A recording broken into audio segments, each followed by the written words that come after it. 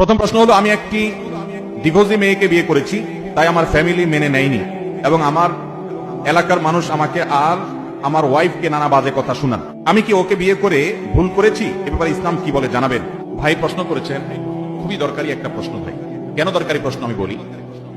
অনেক মুসলমান আছেন আমাদের সমাজে, তিনি নামাজ কালাম পড়েন হয়তোবা, অথবা তিনি নিজেকে মুসলমান দাবি করেন, কিন্তু এইরকম কিছু দুশ্চরিত্র তার মধ্যে আছে। একজন যুবক কোন ডিভোর্সি নারীকে বা কোন বিধবা মেয়েকে যদি বিয়ে করেন, তিনি কি ভালো কাজ করেছেন না খারাপ কাজ করেছেন? কিরকম ভালো কাজ আপনি জানেন? একজন নারী, তিনি তালাক প্রাপ্তা হয়ে বাপের বাড়িতে ফিরে এসেছে। আমাদের সমাজের বেশিরভাগ মানুষ এই ধরনের মেয়েদেরকে দেখলে ফিস ফিস করে। মনে করা হয় যে এই ভদ্র মহিলা বাপের বাড়ি থেকে তালাক প্রাপ্তা হয়ে এসেছেন, নিশ্চয়ই তার সমস্যা আছে, না হলে সে তালাক খাইল কেন? এরকম মন্তব্য আমাদের মধ্যে করার প্রবণতা আছে না নাই? হ্যাঁ আমার, শুধুমাত্র মেয়ের দোষেই তালাক হয় নাকি ছেলেদের দোষেও তার সাথে থাকার অনুপযুক্ত পরিবেশের কারণে তালাক হয়?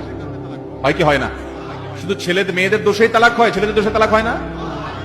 বরং আপনি খুঁজে দেখলে দেখতে পাবেন বেশিরভাগ ক্ষেত্রেই ওই তথাকথিত শ্বশুর বাড়ি, শ্বশুর শাশুড়ি, ননদ, দেবর, স্বামী সবার সম্মিলিত অত্যাচারে টিকতে না পেরে ডিভোর্স নিতে বাধ্য হয়েছে ভদ্রমহিলা।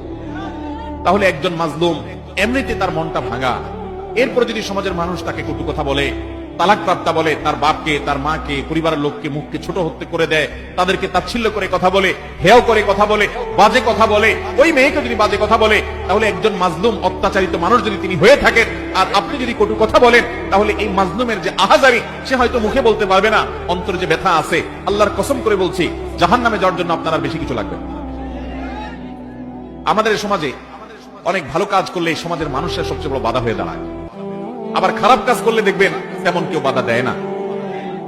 একজন ভদ্র মহিলা, তার স্বামী মারা গেছেন, তার 2টা বা 4টা বাচ্চা আছে।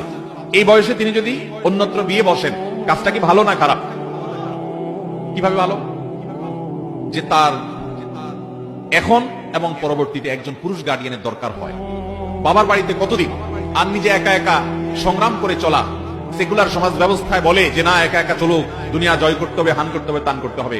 ভাইরে, যারা ভুক্তভোগী তারা জানে যে এই সমস্ত বস্তা পচা সস্তা স্লোগান এবং এই সমস্ত বস্তা পচা সস্তা নীতি কথা, যেগুলো তথাকথিত নীতি কথা যেগুলো শোনানো হয়, এগুলো কখনো বাস্তব না, এগুলো অবাস্তব। আল্লাহ তাআলা নারী পুরুষকে যে সৃষ্টি করেছেন, নারী পুরুষের দৈহিক কাঠামোর দিকে তাকালে আপনি বুঝতে পারবেন যে এখানে একজনকে অন্যজনের পরিপূরক রেখেছেন। এখানে পৃথক থেকে, তথাকথিত স্বাধীনতার নামে আলাদা থেকে জীবনযাপন করা, এটা কখনো সুখকর হয়?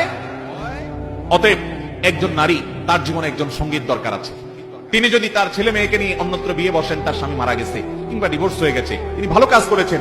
এই ভদ্র মহিলা তার চরিত্র হেফাজতের জন্য, জেনা থেকে বাঁচবার জন্য, সামাজিক নিরাপত্তার জন্য, সার্বিক প্রয়োজনে তিনি যদি বিবাহ বন্ধনে আবদ্ধ হন, তাহলে সমাজের প্রতিটা মানুষ তাকে স্যালুট জানানো উচিত, তাকে স্যালুট জানানো উচিত, তাকে প্রত্যেকটা মানুষ অ্যাপ্রিসিয়েট করা উচিত। কিন্তু আমাদের সমাজের একটা শ্রেণীর নষ্ট মানুষ আছে, যে মানুষগুলো তাদেরকে খোঁচাখুচি করেছে, 3-4টা মেয়ে হয়ে গেছে, এখন আবার বিয়ে করার শখ হয়েছে, তাকে নিয়ে তাচ্ছিল্য করা হয়, তাকে নিয়ে ব্যঙ্গ করা হয়, বাজে কথা বলা হয়। ঠিক না ঠিক? একজন পুরুষ, তার স্ত্রী মারা গেছে, এই ভদ্রলোক যদি বিয়ে করতে চান, সমাজের অন্য মানুষ সব বাদ দেন, তার ছেলে মেয়েরাই সবার আগে বাধা দেয়। আছে না নাই? কত বড় স্বার্থপর এবং সেলফিশ ছেলে মেয়ে চিন্তা করেন। আপনার বাবা বয়স 50, 55, 60, 65 যাই হয়েছে, এই বয়সে তার বরং সঙ্গী বা সঙ্গিনীর প্রয়োজন আরো বেশি, কারণ মনের কথাগুলো বলার জন্য একটা লোকের দরকার হয়। সময় কাটে না, ছেলেরা তাদের সংসার নিয়ে ব্যস্ত, মেয়েরা তাদের সংসার নিয়ে ব্যস্ত।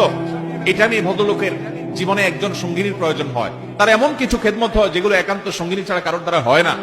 এই সময় সন্তানের মতো সন্তান হলে তো বরং বাবার মধ্যে বিন্দুমাত্র আগ্রহ থাকলে আপনি বরং অগ্রসর হয়ে তার বিয়ে দেওয়ার ব্যবস্থা করবেন।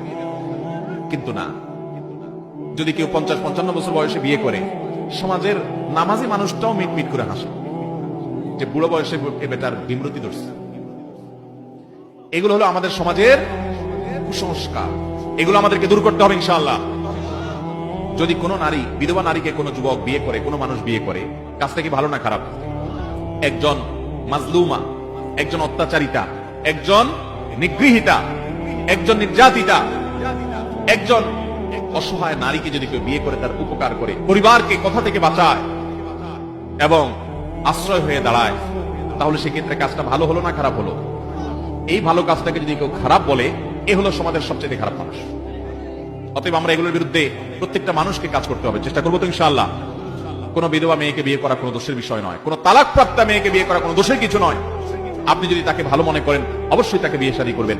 এবং একইভাবে কোন পুরুষ তিনি তার স্ত্রী মারা যাওয়ার পরে অন্য কোন নারীকে বিয়ে করলে, কোন নারী তার স্বামী মারা যাওয়ার পরে বা তালাকপ্রাপ্ত হওয়ার পরে এমনকি 2-4টা সন্তানও থাকে যদি, তারপর তিনি যদি অন্যত্র বিয়ে করেন সেটা কখনো মন্দ না, সেটা অবশ্যই ভালো।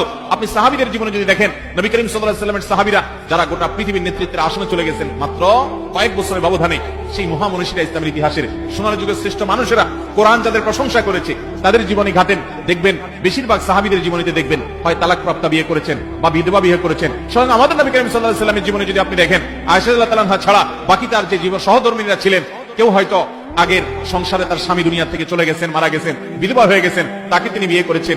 এই ধরনের তার বিয়েগুলো দেখবেন বেশিরভাগ ক্ষেত্রে। অতএব আমাদের কোন যুবকরা যদি সেই কাজ করে তাহলে তো সাহাবীদের সুন্নাতের উপর আমল করলো, নবী সাল্লাল্লাহু আলাইহি ওয়াসাল্লামের সুন্নাতের উপর আমল করলো। এটাকে যদি ব্যঙ্গ করা হয়, তাচ্ছিল্য করা হয়, হেয় করা হয়, সমালোচনা করা হয়, তাহলে সমাজ থেকে কখনো ভালো মানুষ তৈরি হয় না, খারাপ মানুষই তৈরি হয়।